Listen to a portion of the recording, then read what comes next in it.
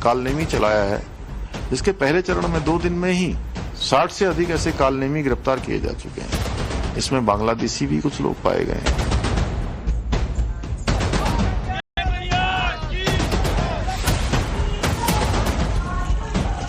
मुख्यमंत्री योगी आदित्यनाथ जी इस यात्रा को संपन्न कराने के लिए बहुत गंभीर है। एक मिनट की मॉनिटरिंग करते हैं, लेकिन किसी को भी कानून व्यवस्था भंग करने का अधिकार नहीं है।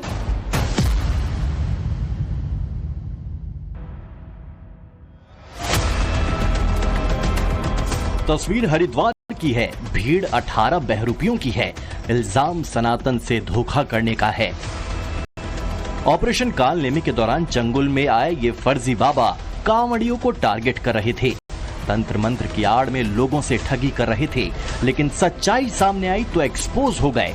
फर्जीवाड़ा करने वाले ये साधु नहीं, बल्कि भगवा भेष धारण करने वाले वो ढोंगी हैं जिन्हें सनातन से कोई मतलब नहीं।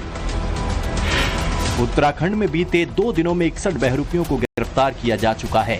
अब तक देखा जाए तो कुल 135 से ज्यादा पकड़े जा चुके हैं। मगर चिंता की बात यह है कि सावन के महीने में कांवड़ियों के साथ साजिश करने सिर्फ नाम या पहचान ही नहीं बदल रहे, बल्कि अपना पता भी गलत बता रहे हैं। क्योंकि कांवड़ियों की भीड़ में बांग्लादेशी भी अवैध तरीके से घुस गए हैं, बाकायदा सनातन का चोला पहनकर।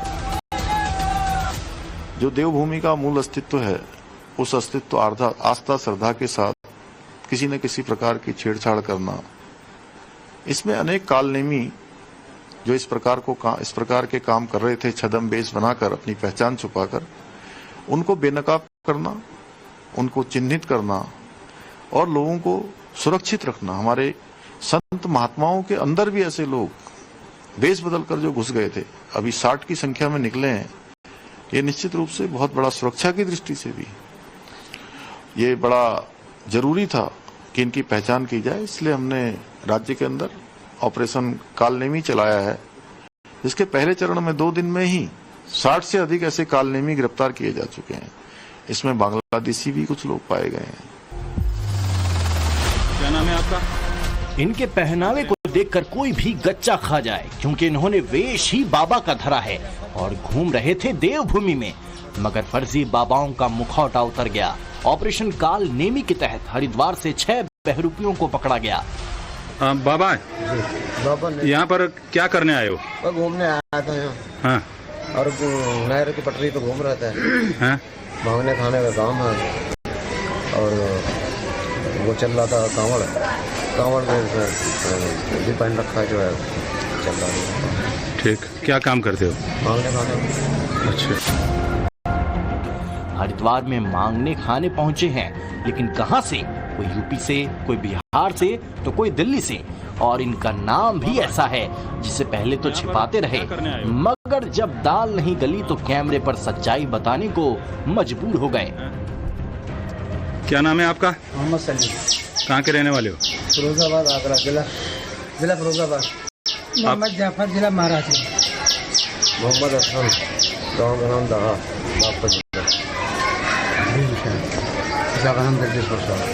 दिल्ली रहते हैं।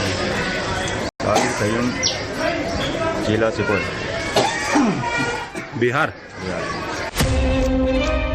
सवाल सिर्फ उत्तराखंड का नहीं, बल्कि यूपी और दिल्ली का भी है, क्योंकि कांवड़ियों के साथ साजिश चौतरफा की जा रही है।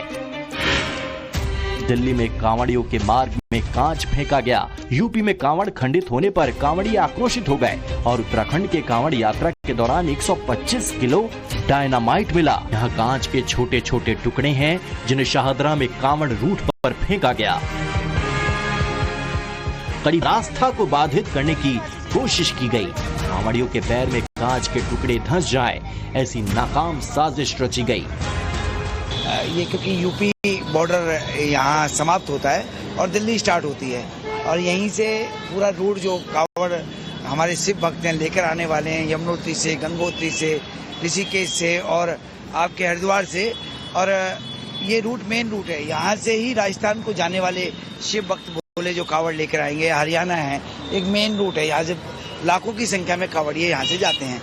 तो जैसे ही पता चला तो फिर तुरंत ही हमने पुलिस को कॉल करके पुलिस को बुला लिया गया।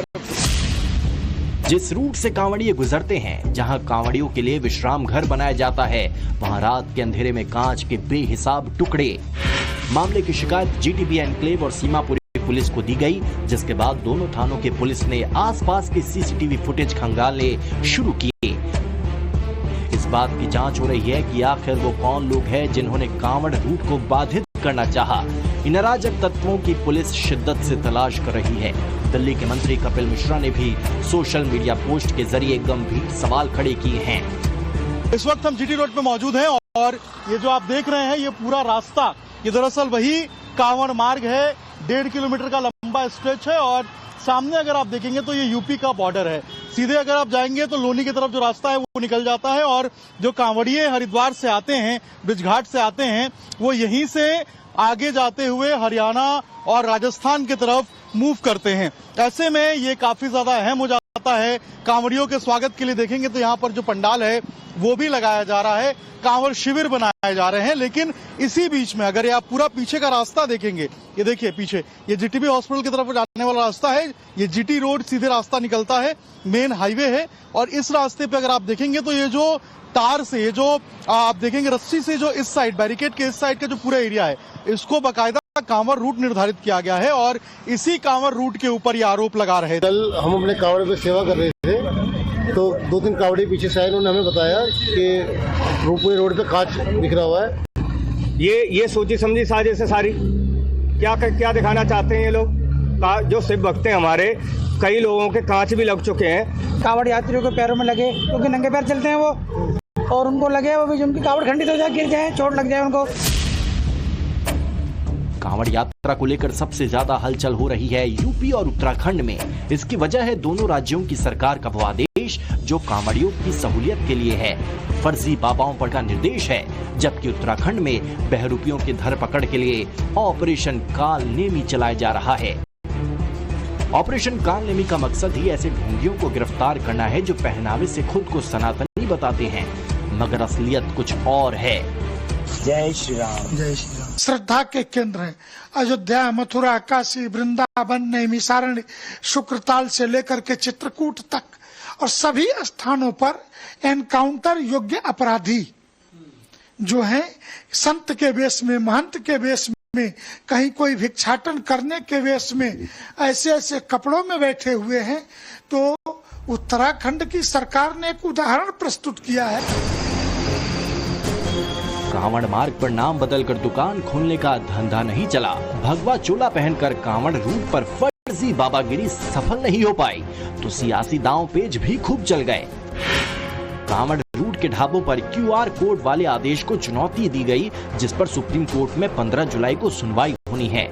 इस याचिका में अल्पसंख्यकों से भेदभावपूर्ण रवैये का जिक्र किया गया है। हालांकि योगी सरकार कांवड़ियों की सहूलियत के लिए हर मुमकिन कदम उठा रही है। मुजफ्फरनगर में कांवड़ मार्ग पर ATS को तैनात कर दिया गया है।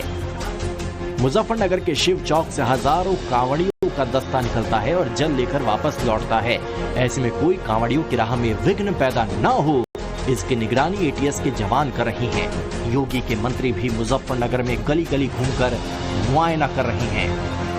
कांवड़ यात्रा सबकी है, किसी एक वर्ग की नहीं है और सबकी सामूहिक जिम्मेदारी की ठीक प्रकार से संपन्न हो।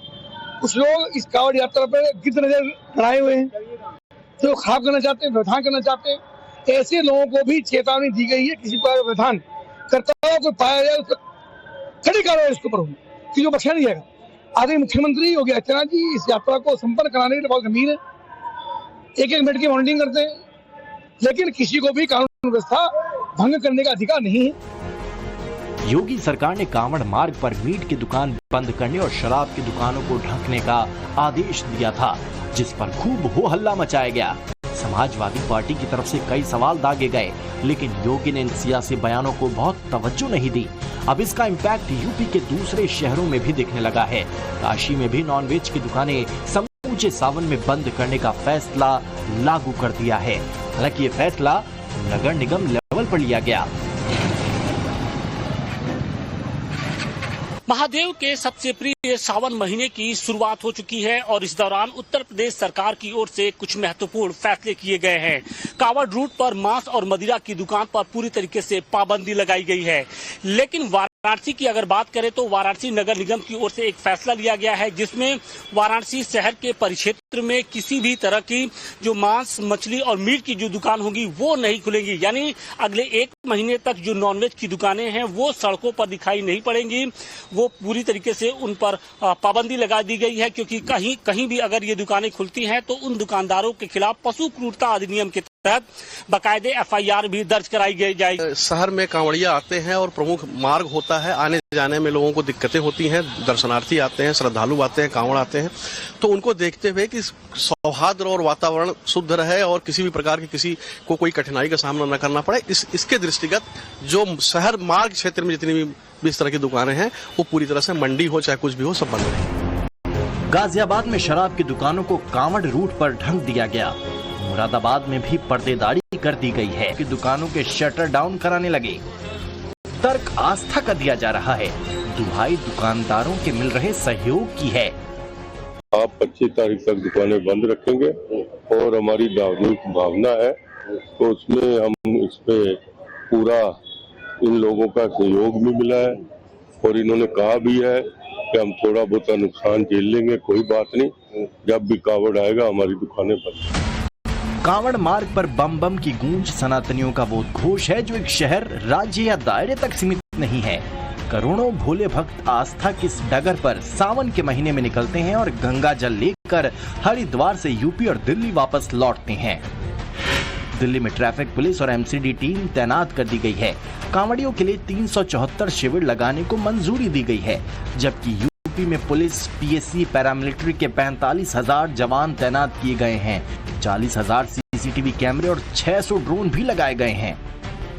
कांवड़ियों के स्वास्थ्य से लेकर उनके खाने पीने की हर चीजों पर बारीक नजर रखी जा रही है। हिदायत देने के लिए अफसर भी ग्राउंड पर उतरे हैं। जो फूड सेफ्टी डिपार्टमेंट की टीम्स हैं वो अधिकृत एजेंसीज हैं, उनके द्वारा काफ़ी अधिकारी वहां तैनात किए गए हैं। उनके द्वारा लगातार जो ये ढाबे हैं, जो ये आश्रय स्थल हैं, जो कैंप्स हैं, वहां पर जो खाना तैयार हो रहा है उसकी चेकिंग की जा रही है। पुलिस समन्वय के लिए और सहयोग के लिए और सुरक्षा के लिए उनके साथ में है। कोई भी व्यक्ति अगर विजिलेंटे या अपने आप करने का प्रयास करता है तो वो गलत है। हमारा सभी से अनुरोध है कि वे अगर कहीं कुछ जानकारी मिलती है या कहीं पर उनको ये मालूम पड़ता है कि उसको एक प्रॉपर तरीके से मिश्रण, प्रॉपर तरीके से खाना नहीं बन रहा है तो उसको संबंधित अधिकारी को अवगत कराए, जिससे कि अधिकृत अधिकारी उसको चेक कर सके और आवश्यक कार्रवाई कर सके। कौशाम्बी में कांवड़ रूट पर यादव ढाबा पर इसलिए कार्रवाई की गई क्योंकि उसे चलाने वाला शख्स अंसार अहमद निकला। पुलिस ने ढाबे का बोर्ड हटवाया और इलाके में फर्जी नाम पते से चलाए जा रहे होटलों को चिन्हित करना शुरू कर दिया है।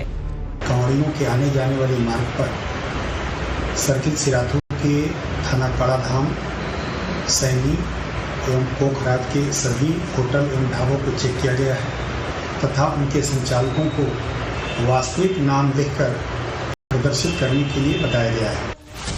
ऐसा भी नहीं है कि सारी गाइडलाइन दुकानदारों के लिए है। नियमों का पालन नहीं करने पर कांवड़ियों के DJ सिस्टम भी उतरवाए जा रहे हैं। हरिद्वार पुलिस ने 3 दर्जन से ज्यादा ऐसे DJ सीज कर दिए जो मानकों से ज्यादा बड़े और